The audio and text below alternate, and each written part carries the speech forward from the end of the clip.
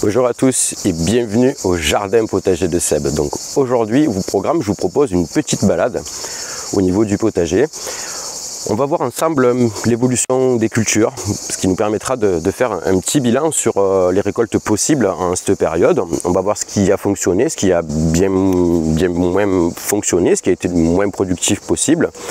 Donc ici, un jardin plutôt test, un jardin plutôt expérimental. Donc d'année en année, je modifie mes cultures, j'essaie de trouver les meilleures semences et surtout les meilleures variétés adaptées à mon climat et adaptées surtout à mon sol.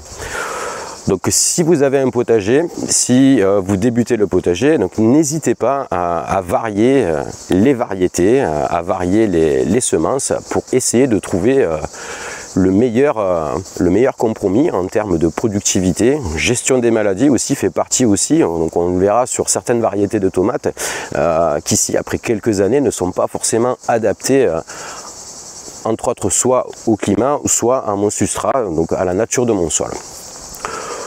Donc on va commencer tout de suite par la serre, on va voir un petit peu ce qui se passe et on va voir un peu les évolutions au niveau de la productivité de cette serre en cette année 2022.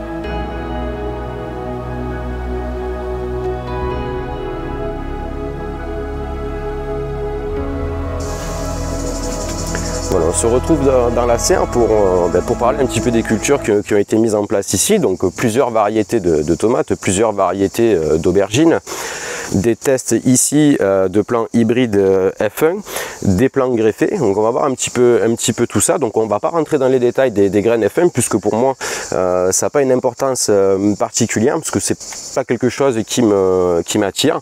Mais par contre pour vous en parler, pour enrichir mes connaissances et mes expérimentations, j'ai besoin de cultiver quelques plants F1, quelques plants issus d'une agriculture non conventionnelle et non biologique pour faire des comparatifs, pour pouvoir évoluer au niveau des connaissances et surtout pour voir l'acclimatation de ces plants par rapport à des graines biologiques. Donc tout ça fait partie en fait de mes expérimentations depuis plus de 7 ans maintenant, hein. Donc j'évolue avec ces cultures, donc j'essaye de tester un maximum de choses pour voir ce qui s'adapte le mieux à mon biotope, à mon terroir, à ma terre, comme je l'expliquais tout à l'heure. Donc en termes de productivité, donc on n'est pas trop mal. On a manqué un petit peu de précocité. Il a fait vraiment très chaud. Donc c'est la première année que j'installe un dispositif d'ombrage sur cette serre, parce qu'on a dépassé largement les 40 degrés. Plantation précoce, floraison au rendez-vous. Par contre, avec ces fortes chaleurs, toutes les fleurs d'aubergines, de tomates ont coulé. Donc on a perdu le bénéfice de cette serre. Donc par contre, la partie n'est pas encore perdue puisque la productivité, elle est là. Donc depuis 15 jours, on ramasse quand même nos tomates, nos aubergines. Même les aubergines, ça fait même 3 semaines qu'on les récolte. Donc on est plutôt pas mal. Voilà, ça reste notre dérèglement climatique reste un problème majeur au niveau de l'évolution des cultures. Les années se suivent, mais elles ne se ressemblent pas du tout. Donc je compte quand même sur le bienfait de cette serre, de cette structure, pour gérer un climat un petit peu plus tard dans la saison et pour pouvoir avoir des récoltes tardives. Donc en termes de tomates, plusieurs variétés. On a de la bigarrée, de la black cherry, on a de la tomate cerise. Qu'est-ce qu'on a encore? On a de la noire de Crimée. On a pas mal de variétés. Ici sur cette planche qui fait 5,50 m sur un peu plus d'1,20 m, on a une vingtaine de plants. On a des salades qui recommencent à pousser. Donc la salade aussi en serre, c'est assez problématique en cette période puisqu'elle a tendance avec la chaleur à monter en graines très rapidement.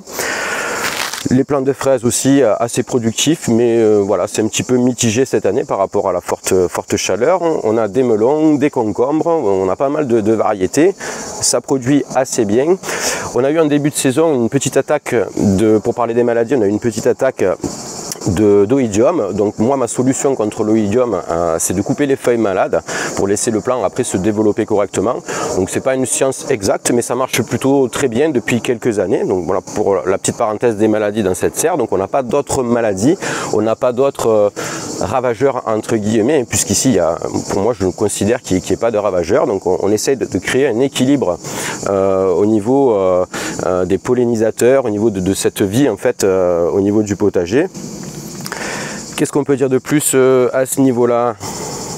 Donc je pense que c'est à peu près tout pour ce côté. Donc là les aubergines vont pas tarder, hein, donc on les aura un petit peu plus tardivement. Donc ça va nous permettre, donc la serre va nous permettre de prolonger la récolte. Un petit mot sur le bac central. Donc ici on était sur une ancienne culture en lasagne qui par les années passant ont réussi, notre substrat s'est décomposé et a créé un terreau de qualité. Donc on a un développement des plants qui est plutôt sympa. On va faire un petit retour sur le bac avec les Zoyas. Donc rappelez-vous dans la vidéo sur la présentation des Zoyas, donc un système que je vais mettre en place, que j'ai commencé à mettre en place mais que je vais un petit peu dispatcher au niveau de ce potager. Je vais implanter ça doucement mais sûrement. Le retour qu'on peut faire aujourd'hui, donc ça fera l'objet d'autres vidéos, mais je vais quand même vous faire un petit retour. Le retour il va être déjà visuel, hein, donc ça fonctionne. Donc après en toute transparence, je joue le jeu à 100%, hein, puisque c'est quand même, on est ok là-dessus, un investissement, donc il n'est pas question de tricher là-dessus et d'induire les spectateurs en erreur. C'est pas du tout ma philosophie, c'est pas du tout l'objectif. Donc moi aujourd'hui dans cette planche de culture, avec une Oya de 5 litres, je suis assez satisfait du résultat. Malgré des chaleurs importantes au niveau de la serre, on arrive à être pas mal. Donc développement des plants, ben, ça parle tout seul, on est pas mal. Donc il n'y a pas encore fructification, il y a floraison. Donc pour le moment c'est assez sympa. 5 litres d'eau pour cette planche de culture qui fait on va dire un peu moins d'1 mètre carré, donc le système d'irrigation pour moi il est performant. La différence avec une Oya à l'extérieur, c'est qu'ici on se retrouve avec des remplissages plus fréquents. Voilà, c'est la seule contrainte d'une Oya au niveau de la serre, mais pour moi c'est pas problématique. Donc de retour sur cette planche de culture, donc 2 Oya de 10 litres, donc en termes de développement de plan on n'est pas trop mal.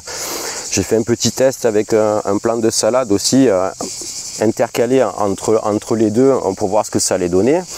Là ici au niveau de ces plants d'aubergines qui ont été plantés, on va dire entre guillemets un petit peu tardivement, donc on a déjà des fruits, on a déjà des aubergines.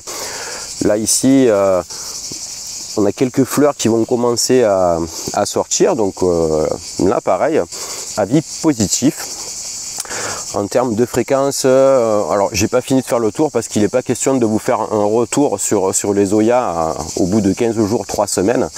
Je sais qu'il m'a été demandé dans les commentaires des chiffres, donc pour vous donner des chiffres, je pense qu'il faut un petit peu plus de temps pour être vraiment précis et encore une fois pas vous induire en erreur. Donc les chiffres, je commence à les noter, je ferai une moyenne de tout ça et surtout je veux voir sur une période un petit peu plus longue ce que ça donne. Donc je pense que le retour des Zoyas se fera à la rentrée, et puis j'ai d'autres aussi choses à vous proposer au niveau des Zoyas. Donc je vais tester quelques nouveautés et on va voir un petit peu ce que ça donne. On parle souvent des maladies, mais de moins en moins de choses sont prises en compte, le climat. Donc quand je dis ça, on parle souvent de la grêle, de la pluie, le mildiou. Mais ici, nous, dans le Vaucluse, dans le sud de la France, on a une problématique qui est le mistral. Donc ce mistral ravage les cultures, assèche les cultures. Donc pas mal de dégâts ces derniers jours. Là, on a eu un mistral qui a dépassé les 80 km/h, ce qui est assez néfaste pour ce potager. Donc on a les feuilles d'aubergine qui se déchiquettent, pardon. On a les plants de concombre sur corde qui volent en éclats, donc c'est assez problématique. Donc là pareil, au niveau de ce jardin potager, il y aura une évolution, donc des projets qui vont être mis en place dès la rentrée, notamment au niveau de la culture sur serre. Donc j'ai un projet d'autoconstruction pour le moment au niveau de la serre, où je compte développer une serre entre guillemets de rêve pour moi, avec la possibilité de cultiver un petit peu plus hors période estivale, c'est-à-dire que d'essayer d'être un petit peu plus autonome sur toute l'année. Donc ce potager, à peu près 150 mètres carrés de culture, arrive à produire une autonomie suffisante sur la période estivale. La serre assez productif hors période, c'est-à-dire printemps, automne, un petit peu au niveau de l'hiver, mais on manque un petit peu de place et elle est quand même assez basique en termes de technologie. Alors quand je parle de technologie, c'est-à-dire qu'on est sur un simple film plastique et il est difficile de gérer un climat. Donc quand je parle de ce projet, donc en autoconstruction, il n'est pas question de faire une serre chauffée et d'utiliser des artifices autres que celui de la nature. Donc ça, je vous en parlerai dans d'autres vidéos. Donc voilà les conséquences de ce Mistral sur les plants de concombre. Donc il faut dire qu'ils ont un positionnement qui est pas forcément le meilleur. Je pense qu'en termes d'emplacement, j'aurais pu trouver mieux. Enfin, c'est pas grave, ça permet aussi d'apprendre de ses erreurs. Ensuite ici sur la partie un petit peu plus ensoleillée, donc pareil, développement correct pour le moment. Donc tout ce qui est aubergine, poivron, donc on a des parties qui sont plus ensoleillées que d'autres. Donc pareil, en termes de productivité, on voit quand même que les cultures mi-ombre, mi-soleil se portent beaucoup mieux. Donc là on peut voir aussi les dégâts en fait du Mistral sur ces cultures. Donc c'est assez gênant. Donc au niveau de la culture de l'aubergine, pas plus, je vous en parlerai pas plus dans cette vidéo puisque ça fera l'objet d'un autre support d'information. Donc je vous en dis pas plus pour le moment, on parlera de ça plus tard. Au niveau des structures à tomates, donc ça se développe plutôt bien. On n'est pas trop mal, donc là pareil, forte chaleur, pas mal de fleurs qui ont coulé. Au niveau des maladies, donc l'andine cornue, la nécrose apicale, hein, donc c'est ça, hein, c'est la maladie du cul noir, hein, tout simplement. Donc là il y a deux possibilités sur le développement de cette maladie. Donc dans la littérature et dans pas mal de contenu, on parle d'une irrégularité au niveau de l'irrigation, donc au niveau de l'arrosage, ou un problème de calcium. Donc la plante n'arrive pas à fixer son calcium, et ce qui provoque cette nécrose. Donc là, fruit plutôt à maturité, on n'est pas trop mal. Donc ici on est sur une planche de culture qui est irriguée de la même façon. Donc moi je ne vais pas tirer de conclusion, je vous donne juste les informations, parce que c'est pareil, j'ai besoin encore d'un petit peu plus de temps pour tirer des conclusions. Donc ce plant ne souffre pas de la nécrose apicale, et le plant qui est juste en face, il est à 50 cm, lui par contre souffre de ce problème. Et ce plant aussi qui est de l'autre côté, qui est à 1 mètre de celui-là, souffre aussi de cette maladie. Donc ça ne veut pas dire qu'il n'y en aura pas sur celui-là. L'andine cornue, ça fait plusieurs années que je répète cette culture et j'ai souvent, voire chaque année, ce problème. Donc il arrive à disparaître, c'est pas tous les fruits qui sont atteints. Voilà, donc on verra ça un petit peu plus tard aussi. Donc je suis désolé de vous dire souvent on verra ça un petit peu plus tard, mais je pense qu'il est important d'aller jusqu'au bout des expérimentations, des essais, pour créer en fait pas des clés universelles, mais voilà, pour créer des vérités sur ce qui peut se passer au niveau du potager. En sachant qu'un potager ici dans le Vaucluse n'aura pas les mêmes productivités avec des variétés similaires dans une région différente. Donc là, bon, tomate en productivité au niveau des récoltes, on est super bien. Au niveau des poivrons, ça se passe plutôt bien aussi. Donc là encore une Oya qui a été mise en place sur cette planche de culture, donc pas trop mal pour le moment. Ensuite, on va retourner de l'autre côté pour voir ce qui se passe au niveau de cette planche de culture. Donc cette planche de culture, pareil, c'est une planche expérimentale. Donc on peut voir qu'en termes de fruits, on est plutôt pas mal. Donc là, pareil, le vent a complètement couché les portiques. a cassé aussi pas mal de branches. Donc la culture, on va dire culture multi-étagée, donc assez productif. Donc là on a de beaux spécimens, tomate bigarrée qui est pas trop mal. Pareil là en termes de production d'aubergines, on est encore très bien. Donc cette planche de culture, on va dire que c'est une culture à l'ancienne, donc sans travail du sol, sans apport d'engrais. Alors quand je parle de sans apport d'engrais, pour moi c'est sans apport d'engrais chimique ou de synthèse. Les seuls apports d'engrais qui sont autorisés, que je m'autorise ici au niveau de son potager, sont des purins de fientes de poule. Et si je vois que on va essayer de prendre un exemple sur des plants qui sont un petit peu chétifs. Voilà, comme ce plant de tomate par exemple, qui a tendance un petit peu à jaunir à sa base. Donc là, tous les 15 jours, 3 semaines, 1 ou 2 litres de purin, de fientes de poule, pardon. Donc 1 litre pour 10 litres d'eau au niveau de la dilution. Donc ben, ça c'est un plant d'Andine cornue. Et ça permet en fait de rebooster un petit peu le plant. Donc les fientes de poule en dilution comme ça, donc en engrais, permet en fait de booster la plante rapidement, puisqu'en fait cet engrais maison est directement assimilable pour le plant de tomates. Donc on ne va pas tout revoir en détail parce que sinon on va faire une vidéo de plus d'1 heure. Donc là ici, c'est vrai que j'emploie pas souvent ce terme, mais on est quand même assez imprécis des fois. Donc ce qu'il faut savoir, c'est qu'au niveau de ce potager, on est dans une oliveraie. Donc quand je parle d'oliveraie, c'est sur ce terrain, donc pas sur le potager. Hein. Sur le potager, on a quelques arbres, on a un amandier qui se trouve ici. On est entre guillemets dans une petite agroforesterie. Et on peut voir que certaines cultures sont à moins de 2 mètres de ces arbres. Donc là on peut voir aussi le développement d'un plant de courge qui a été planté là, il y a 15 jours. Donc on peut voir que c'est pas mal du tout. Hein. Mais on reparlera encore une fois de cette agroforesterie.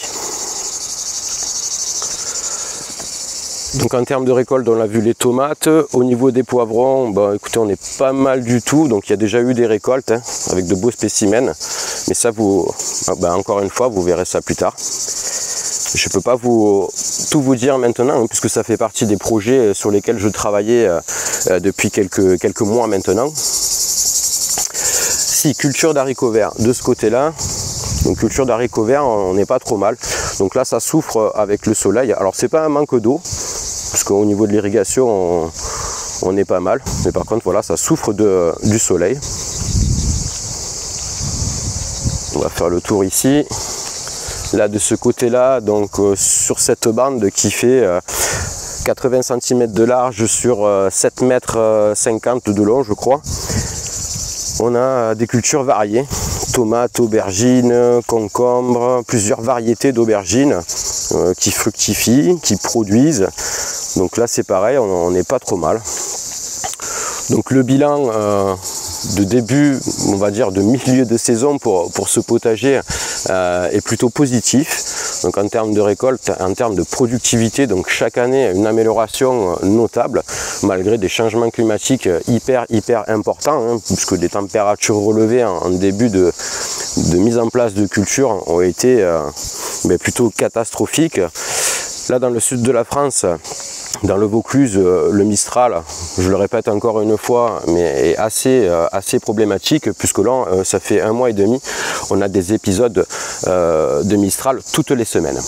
Voilà, la vidéo touche à sa fin, donc j'espère que cette vidéo vous aura plu. Donc c'est un petit peu brouillon, mais j'ai pas mal d'occupations en ce moment, donc des projets, comme je vous l'expliquais, qui commencent à se terminer, donc et d'autres qui vont recommencer derrière, qui vont enchaîner. Juste un petit retour au niveau de la tour à fraises. Donc je devais réaliser un tuto, mais j'ai remarqué quelque chose qui est quand même assez important, au niveau de son système d'irrigation. Donc je vais revoir un petit peu tout ça, mais quand même c'est une promesse que je vais tenir. Donc et puis d'autre part aussi, il faut que je récupère les matériaux nécessaires pour la réalisation d'une deuxième tour à fraises, mais qui sera un petit peu plus performante. Au niveau de ce projet de serre, donc faites-moi le savoir dans les commentaires si ça vous intéresse que je réalise des vidéos régulièrement sur l'évolution de ce projet, donc une serre en auto-construction. On va essayer de faire quelque chose de très esthétique, mais surtout de très performant pour que je puisse développer un petit peu plus d'autonomie sur des périodes un petit peu, on va dire, critiques ici, malgré des températures relativement douces en hiver, mais par contre des températures relativement élevées en été, et surtout pour pallier à ces problèmes climatiques qu'on rencontre de plus en plus. Ici, c'est le Mistral. Voilà, n'hésitez pas dans les commentaires à échanger, partager, et puis je vous dis à la prochaine pour une nouvelle aventure. A plus, bye bye.